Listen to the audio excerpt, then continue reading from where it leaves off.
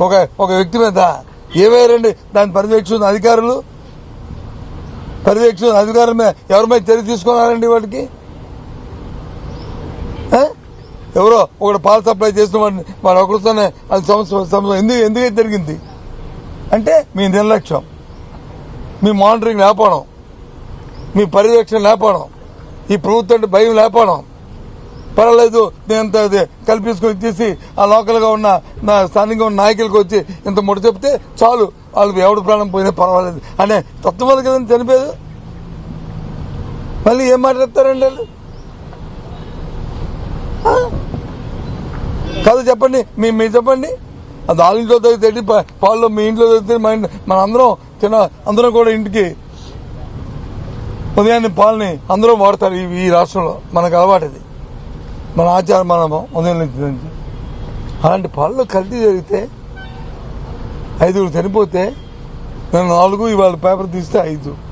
ఇంకా రేపు ఇంకా ఏమవుద్దో భగవంతుడు అమ్మకు జరగకూడదని ఆ దేవుడిని కోరుతున్నాను. జరిగితే ఎవరి మీద చర్య తీసుకున్నారండి మీరు? ముఖ్యమంత్రి గారు వచ్చి ఆర్డర్ చేశారు ఏమని? ఎవరిని ఉపేక్షించు? ఏంటి ఉపేక్షించు? అసలు నీ దగ్గర కింద శాస్త్రస్థాయి నుంచి ఎందుకు జరిగింది అంశం మీద అసలు పెడితే అప్పుడు చర్య తీసుకోవద్దు. లేదు కదా, ఎవరో ఒక అతన్ని సప్లై అయినో లేకపోతే అవి చేసిన ఒకరిని తీసుకొస్తే అయిపోయిందా? అది ఎప్పటి నుంచి ఒకరోజు కాదు కదా ఆ కల్తీ చేస్తుంది, ఈ ఒక్కరోజు కాదు కదా అవి చేసింది కదా, కొన్నాళ్ళ బట్టి జరుగుతుంది కదా, కొన్ని నెలల బట్టి జరుగుతుంది కదా.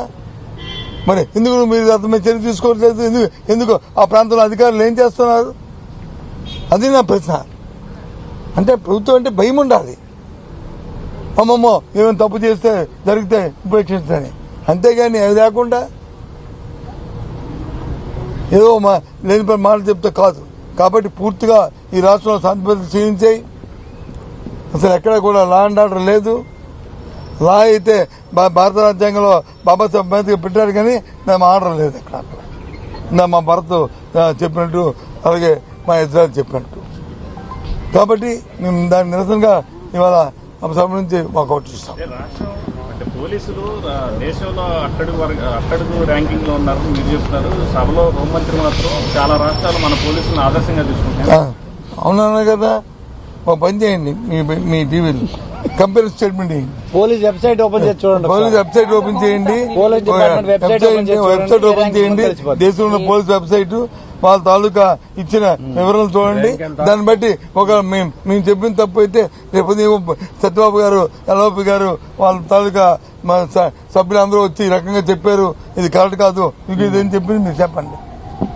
అప్పుడు మమ్మల్ని మళ్ళీ మేము చెప్తాం. సిగ్గుపోయి నవ్విపోతారండి ఈ మాటలు చెప్పడానికి. ఎవరు అనుకుంటున్నారండి? ఏమనుకుంటున్నారు వాళ్ళ ఉద్దేశం?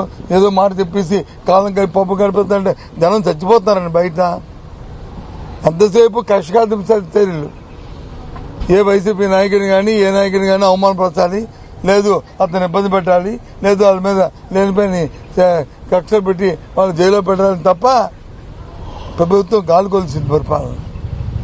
ఈ ఒక్క అంశం కదా, అన్ని అంశాల్లో కూడా. అందుకు మేము ముందుకు వచ్చాం. Okay, thank you.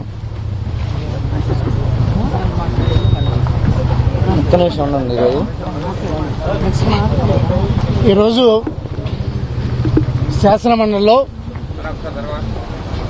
Law and order మీద జరిగిన డిస్కషన్లో